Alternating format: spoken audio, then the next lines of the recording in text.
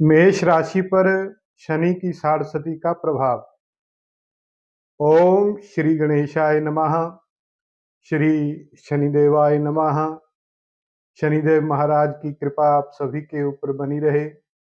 आज हम मेष राशि पर शनि की साढ़सती के पहले 2.5 वर्षों के ऊपर विस्तार से चर्चा करेंगे और मेरा वादा है आपसे, जो भी इस वीडियो को पूरा देखेगा उसके ऊपर शनि साढ़सती का कोई बुरा प्रभाव नहीं होगा, उसे शनि की साढ़सती में कोई कष्ट नहीं होगा। अपने विचार भी आप मुझे इस वीडियो के कमेंट में लिखें। तो आइए विस्तार से चर्चा करते हैं शनि की साढ़सती के ऊपर, मेष राशि पर। और साथ में आज हम विस्तार से इसके उपायों के ऊपर भी चर्चा करेंगे और ये भी चर्चा करेंगे कि जातक को किन किन परिस्थितियों से गुजरना पड़ सकता है।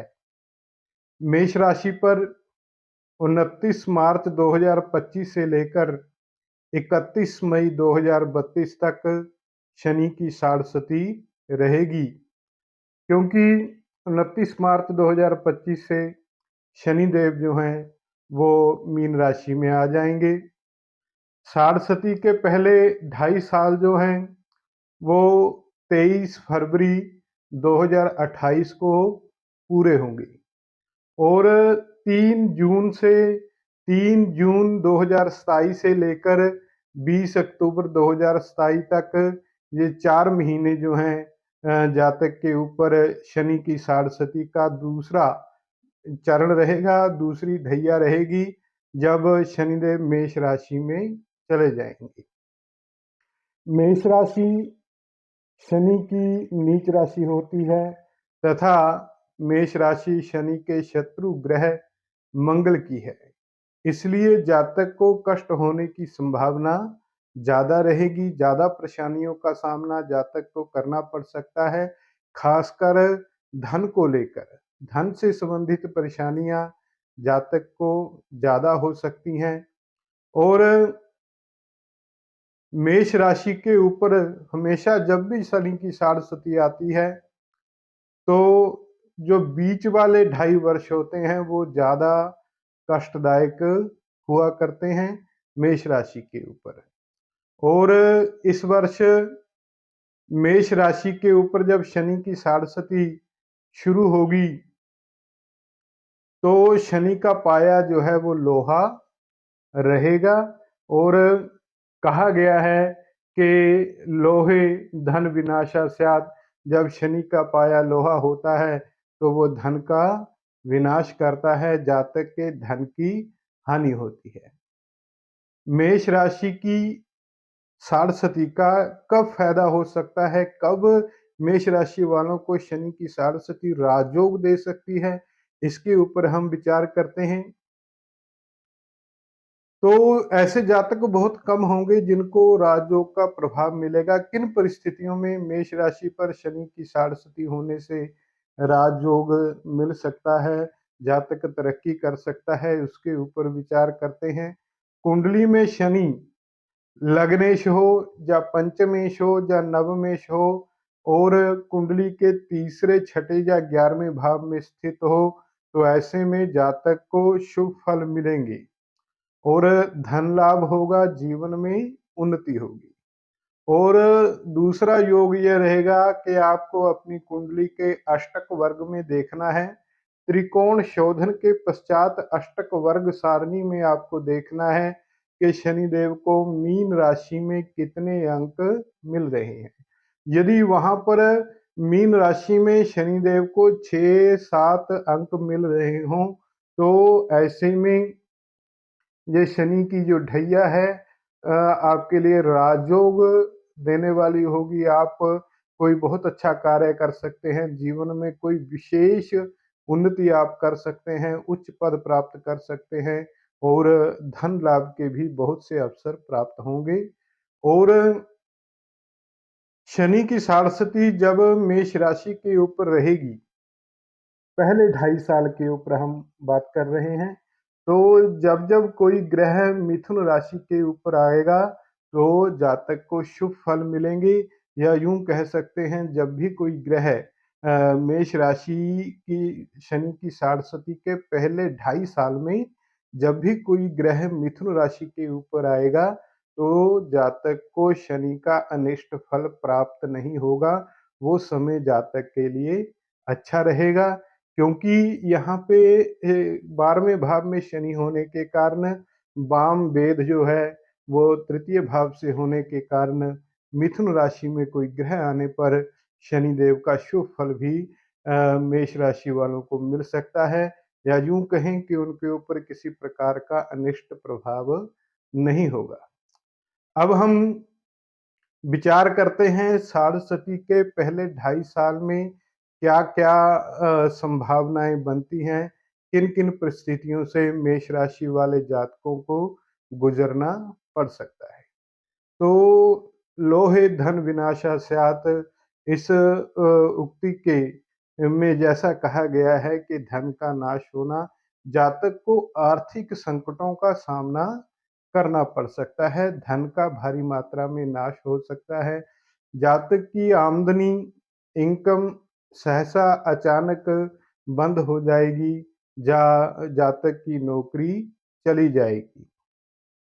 फिक्स इनकम जो पहले आ रही थी हर महीने, वो बंद हो जाएगी, व्यापार जो चल रहा था वो ठप हो सकता है, व्यवसाय बंद हो सकता है, कर्जा सिर पर चढ़ जाएगा, और ब्याज जो है वो जातक को परेशान करेगा, बार-बार ब्याज का जो भुगतान करना पड़ेगा, वो भी जातक के लिए कष्टप्रद रहेगा।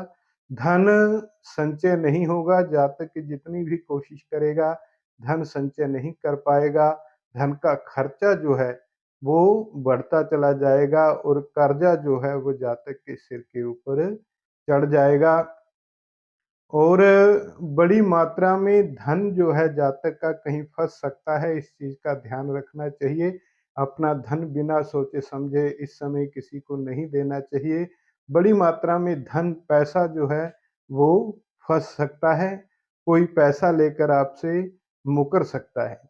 और बार-बार व्यवसाय में असफलता के कारण जातक का मेष राशि वालों का मन जो है वो दुखी रह सकता है। परेशानियों से परेशान होकर, आर्थिक परेशानियों से दुखी होकर जातक एकांतवास करता है, अर्थात अकेला रह जाता है, और व्यर्थ के लड़ाई झगड़ों में जातक को उलझना पड़ता है, परेशानी होती है व्यर्थ के लड़ाई झगड़ों से, और शनि की साढ़सती के प्रभाव से धन जो है अत्यधिक खर्च होना ही है मेष राशि वालों का, क्योंकि 12वें भाव का जो शनि होता है गोचर में, वो धन की हानि खर्च करता है, 12वां भाव खर्चे का होता है। ऐसे में जातक का खर्चा बहुत ज़्यादा बढ़ा देगा, आमदनी बहुत कम होगी और खर्चा बहुत ज़्यादा होगा। इसलिए जातक को बुद्धिमानी से यह विचार करना चाहिए कि ऐसे कौन से कार्य में पैसा इन्वेस्ट करें या लगाएं, जिससे आने वाले समय में लाभ मिल सके। जैसे ऐसे समय में कोई नया मकान बनाना शुरू किया जा सकता है, जातक किसी बढ़िया लोकेशन के ऊपर, मेष राशि वाले किसी बढ़िया लोकेशन के ऊपर मकान बनाना शुरू कर सकते हैं।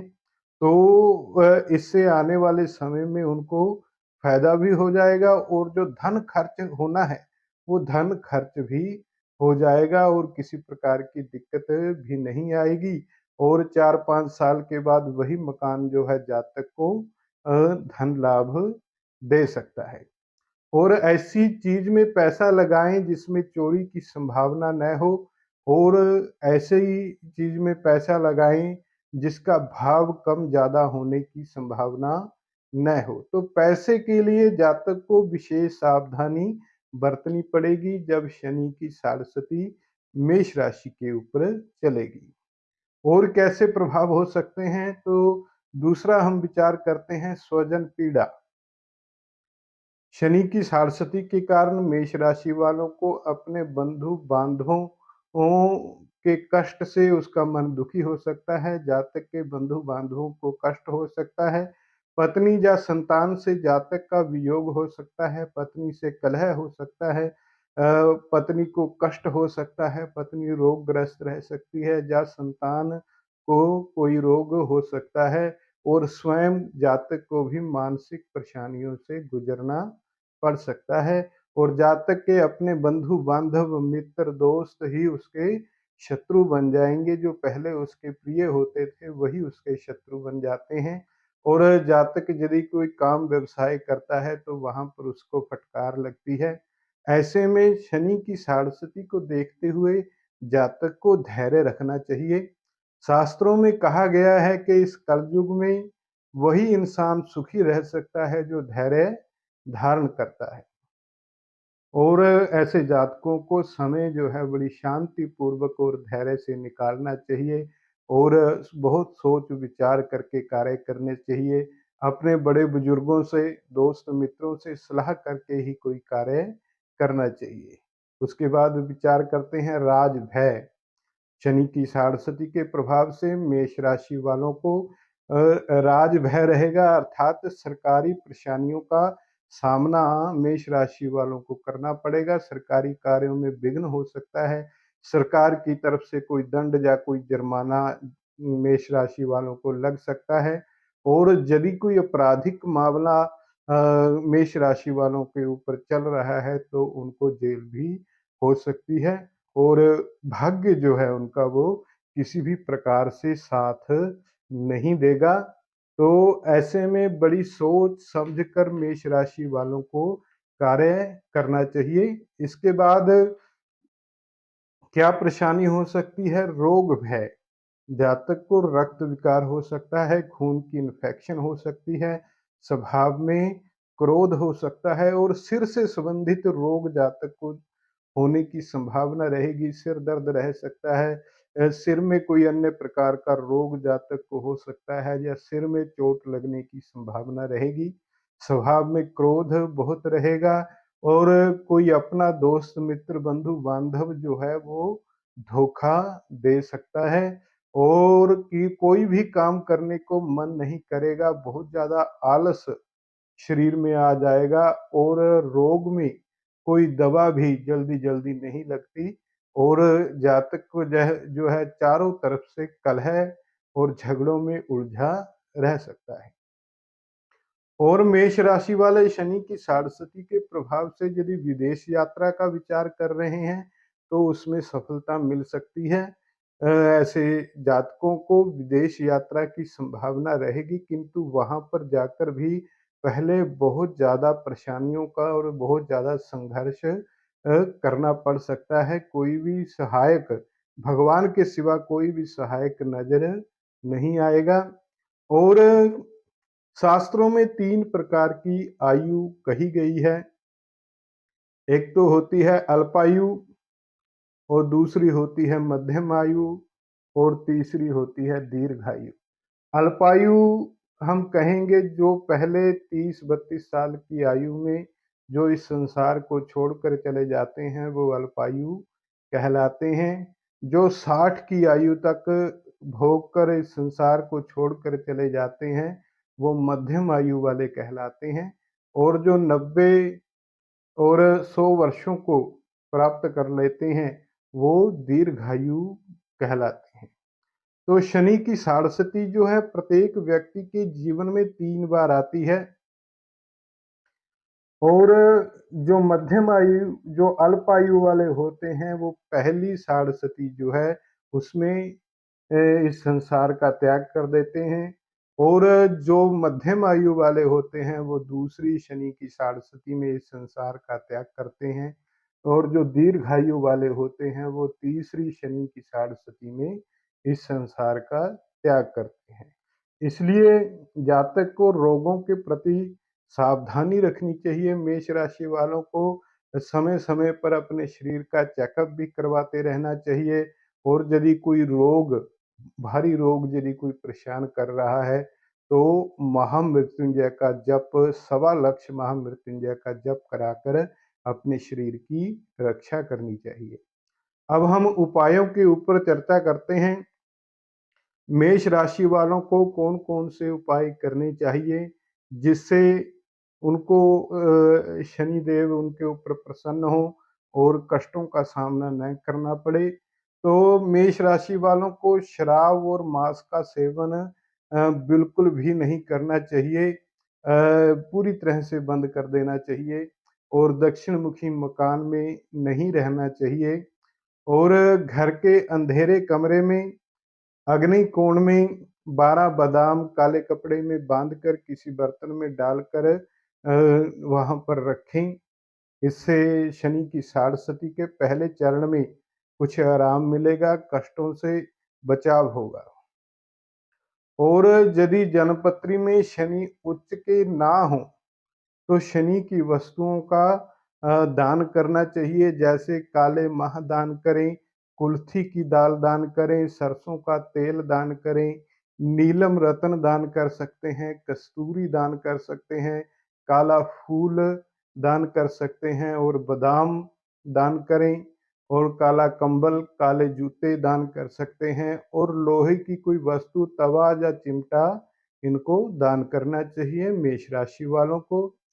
और मेष राशि वालों को शनि की साढ़सती के दौरान ज़्यादा से ज़्यादा परोपकार वाले कार्य करने चाहिए, दूसरों की सहायता करनी चाहिए, किसी प्रकार से छल और कपट नहीं करना चाहिए और वातावरण को भी साफ रखना चाहिए, किसी प्रकार का प्रदूषण भी नहीं करना चाहिए। और मेष राशि वालों को प्रतिदिन सुबह सूर्य उदय से पहले उठना चाहिए और अपने नित्य नेम करना चाहिए और किसी को भी बुरा नहीं बोलना चाहिए, किसी के साथ गाली गलौज नहीं करनी चाहिए, नहीं तो उनकी मुसीबतें बहुत बढ़ जाएंगी।